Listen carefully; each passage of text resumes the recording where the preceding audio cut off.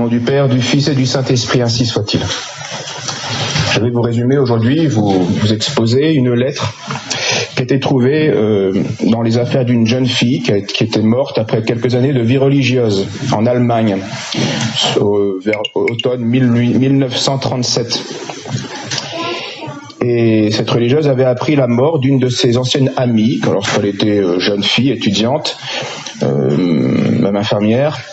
Elle s'appelait Annette, c'est cette amie, et elle a eu un accident de voiture. Elle en est morte. Et quand elle apprend ça, eh bien, elle prie le soir, elle assiste à la messe, mais elle éprouve un malaise indescriptible alors qu'elle priait pour elle pendant la messe.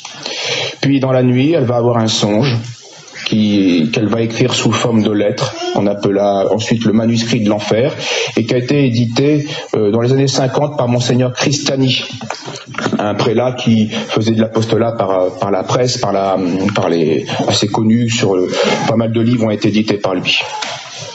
Voici donc les passages les plus importants de cette lettre en songe, écrite en songe, de cette fille, Annette, à son ancienne amie religieuse, Claire. Claire, ne prie plus pour moi, je suis damné. Je te le dis, non pas par amitié, mais par contrainte. Selon le plan de mes parents, je n'aurais jamais dû exister. J'ai été mise au monde quand ma sœur avait 14-15 ans.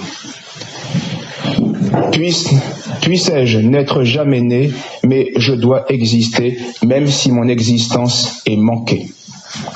Mes parents se sont connus en boîte de nuit, à l'époque on appelle ça un dancing, et puis par imprudence ils se sont liés, et puis donc ils ont dû se marier à cause des convenances, mais pas par conviction, et de fait ils ne vivaient pas chrétiennement puisqu'ils allaient à la messe que 2 fois par an.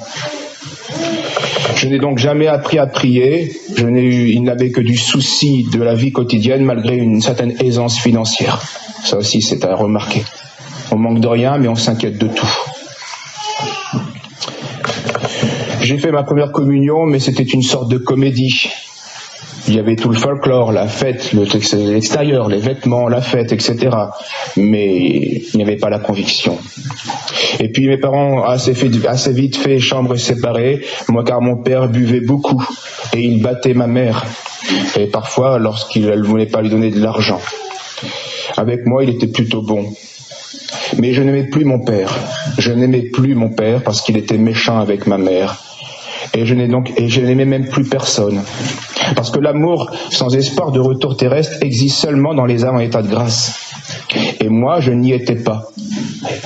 Et l'amour gratuit, c'est pas facile, hein, on le sait bien. L'amour sans espoir de retour terrestre existe seulement dans les âmes en état de grâce. Et moi, je n'y étais pas. Monseigneur Cristiani a publié cette lettre parce qu'il l'a étudiée avec précision. Il y a vu, bien sûr, il ne peut pas prouver toute la chose, mais en tout cas, il y a vu que chaque phrase est en parfaite conformité avec la doctrine catholique et particulièrement avec l'exposition de saint Thomas d'Aquin. Et donc, il a trouvé qu'elle était intéressante, au moins à ce point de vue-là. Un soir, 3 fois, une voix me faisait penser. Une voix s'imposait à moi, un soir, comme ça, on ne sait pas, parfois il y a des choses qui s'imposent à nous, on ne sait pas pourquoi. Qu'arriva-t-il si ton père meurt? Qu'arriva-t-il? Que ferais-tu si ton père meurt? Qu'arrivera-t-il si ton père meurt? Indisposé, je criais en moi-même, je m'en moque. Et alors tout se tut. Plus de voix. Et le lendemain vers midi, eh bien, mon père gisait mort dans sa chambre sur son lit, il était mort d'apoplexie. Ici, maintenant, en enfer donc, nous haïssons Dieu pour toujours. L'enfer dure éternellement parce que notre obstination ne cesse jamais. Une fois, tu m'avertissais, Anne, si tu ne pries pas, tu vas à la perdition. Et durant les dernières années de ma vie, je n'ai plus prié comme je le devais, et ainsi je me suis privé de grâces sans lesquelles personne ne peut se sauver. Avec les ans, les changements sont rares. Et faut pas, quand on est jeune, on se dit j'aurai le temps de changer, mais le raisonnement est bien faux. Parce que plus on grandit, moins on change facilement. L'habitude entraîne les faibles restes de la volonté. Et c'est ce qui m'arriva. Depuis des années, je vivais loin de Dieu. À cause de cela, au moment du dernier appel de la grâce, je me tournais contre Dieu. Je ne péchais pas si souvent, mais je ne voulais plus me relever. Ah oui, ça aussi. Et la plupart des gens ne sont pas c'est pas des mafieux, c'est pas des serial sellers, c'est pas des monstres. Ils pêchent pas souvent, mais ils ne se relèvent plus. Je n'ai plus le temps, était ma réponse ordinaire. Devant la conversion, la confession surgissait à moi comme une muraille. J'étais comme possédé intérieurement, en punition de mon apostasie méthodique de Dieu. Dieu a permis une influence du démon, toujours plus grande en moi. Et pourtant, Dieu me poursuivait, il m'attirait vers une église quand je me suis sacrifié aux soins de ma mère malade. Et ça aussi on l'a vu, des gens qui n'ont pas du tout la foi, qui offensent Dieu, qui blasphèment et qui par ailleurs, naturellement, ont un grand courage, un grand dévouement. Ce n'est pas rien. Ça peut être un début de grâce. Je sentais les attraits de Dieu. Une fois dans l'église de l'hôpital où tu m'avais conduit, pendant un arrêt du travail, eh bien, il n'aurait fallu qu'un pas pour me convertir, car ce jour-là, j'avais pleuré. Mais la joie du monde, quelques prétextes m'en détournèrent. Ce n'était pas la paresse, mais la perte de la foi. Je m'étais accommodé d'une religion à ma façon. Je me créais à moi-même, un Dieu assez éloigné de moi pour ne devoir maintenir aucune relation avec lui. Ça aussi, ça existe, souvent. Oui, Dieu est là, mais j'ai aucun devoir envers lui, il n'y a pas de relation entre lui et moi, donc je fais ce que je veux en fait. Donc ça revient à dire que Dieu n'est pas là.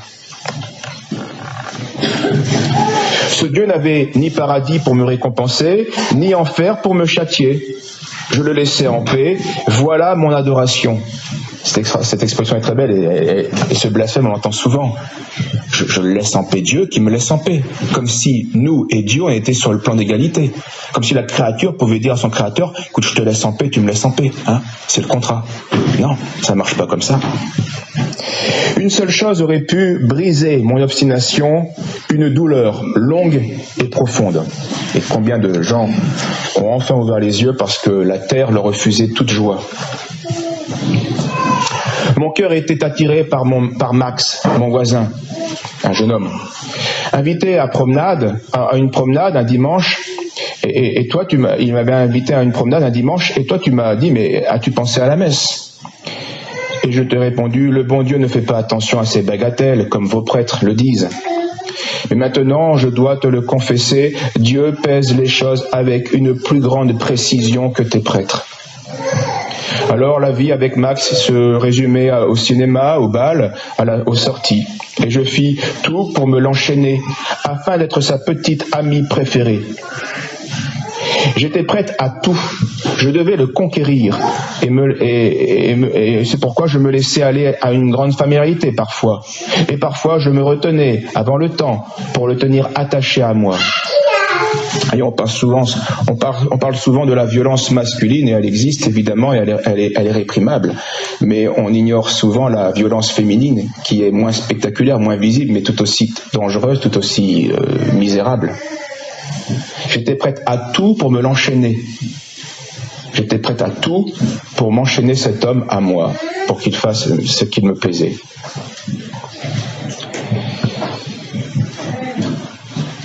Peu à peu, nous nous sommes aimés. Nous nous aimions par nos qualités naturelles. Et c'était pas un amour surnaturel, mais on n'a pas que des défauts, évidemment, et donc, eh bien, il y a des qualités qui peuvent être, qui sont attirantes. Et en cela consistait mon apostasie de Dieu, d'avoir fait d'une créature mon idole. Parfois, tes réponses me frappaient, mais elles n'avaient plus de prise sur moi, car tu ne devais plus avoir raison. Car tu ne devais plus avoir raison. C'est pas que tu ne pouvais plus, c'est que tu ne devais plus. Et c'est la volonté qui fait ferme. La conscience qui se fait supérieure à une vérité qui s'impose.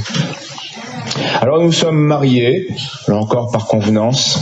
Je me suis même confessé, j'ai communié ce jour-là, mais c'était une formalité. Et ce fut d'ailleurs la dernière fois. Notre vie conjugale et amoureuse était assez harmonieuse. Nous avions en effet les mêmes avis. Nous ne voulions pas d'enfants. Cette année sur Terre, du mariage à notre mort, eh bien, fut une année de plaisir. Chaque dimanche, nous sortions en voiture et extérieurement, je riais. Mais intérieurement, je n'étais pas heureuse. Quelque chose me rongeait. Je voulais qu'après la mort, naturellement lointaine, que tout fût fini. Et ça aussi, c'est intéressant. On nie Dieu, en fait, pour se soulager la conscience. Parce que, en fait, vu comment je vis, il vaut mieux que Dieu n'existe pas. Donc, Dieu n'existe pas. Donc, voyage, puis il y a eu un héritage, une maison, vacances, hôtel, etc. Je chassais de moi à chaque fois la grâce dès qu'elle passait, neutralisant par des moqueries la doctrine religieuse. Claire, on peut se tromper pour peindre l'enfer. On peut se tromper pour peindre l'enfer, mais on n'exagère jamais. Je te le dis, le feu est le feu et il est éternel comme l'enfer. Nous brûlons, mais sans nous consumer. Nous souffrons de ne plus vouloir ce qu'on veut, ni comme on le veut. Et ça, on a tous fait une expérience de l'enfer. Qu'on soit enfant, quand nos parents nous refusent quelque chose, ou qu'on soit parents lorsque une chose importante que nous désirions, même sans caprice, vraiment, eh bien, s'oppose à nos volontés. On sent très bien en nous, on brûle en nous, intérieurement. On brûle. Nous n'arrivons pas à avoir ce que nous voulions, ni comme on le voulait. Et la source de l'enfer, il est là, à l'intérieur. Nous souffrons de la certitude aussi de ne jamais voir Dieu. Nous souffrons de la perte de Dieu. Avant, nous n'y pensions pas. Mais c'est comme, elle fait une comparaison entre on sait très bien qu'un couteau est dangereux, mais lorsque le couteau est dans le ventre, on comprend on sent qu'il est dangereux. Donc on peut avoir une idée de l'enfer parce que je viens de vous dire, une volonté qui n'arrive pas à ses fins. Ça brûle intérieurement. La perte de Dieu, on peut en parler, on peut le comprendre, mais on ne sent pas ce que c'est. Or, c'est ça la plus grande peine. Avant même que la volonté ne soit pas faite, qu'elle soit châtiée, la plus grande peine, c'est de ne pas voir Dieu. Et nous sommes loin de Dieu et nous n'avons jamais vu Dieu, donc on ne sait pas ce qu'on perd. C'est seulement après qu'on le comprend. Les catholiques, en enfer, souffrent plus que les autres, car ils ont reçu plus de grâce, plus de lumière. J'avais une pleine conscience et je me disais, si tu meurs, tu vas droit contre Dieu et tu en porteras les conséquences. C'est pas l'enfer directement qui est en cause. C'est si je meurs, je vais contre Dieu parce que je suis contre Dieu en ce moment. Oui, et j'en subirai les conséquences. J'assume les conséquences. Et c'est ce qui arriva à ma mort. Il y a une semaine, mon mari et moi fîmes une dernière promenade le dimanche. Ce fut une belle journée, et pendant la matinée venait à mon esprit d'une manière inexplicable cette petite voix, bien diminuée mais jamais éteinte, ce qu'on appelle la conscience. Tu pourrais encore une fois aller à la messe. Et nettement et résolument, mon refus chassa ces pensées. Il faut en finir une bonne fois, j'endosse les conséquences. Le soir, au retour, mon mari fut ébloui par une auto, il perdit le contrôle et ce fut l'accident. J'ai crié Jésus, mais ce ne fut pas une prière, c'est un reste de la mémoire, mais ce ne fut pas une prière. Une grande douleur m'opprima, puis je perdis les sens. Et ce qui advint après ma mort, tu le sais, ce fut le cadavre, les funérailles, l'enterrement. Au moment de ma mort, ce fut comme un réveil. Au lieu même où gisait mon cadavre, je fus inondé de lumière et je vis, d'une manière inattendue mais horriblement lumineuse, toute ma vie. Mon âme malicieuse, reflétée comme dans un miroir.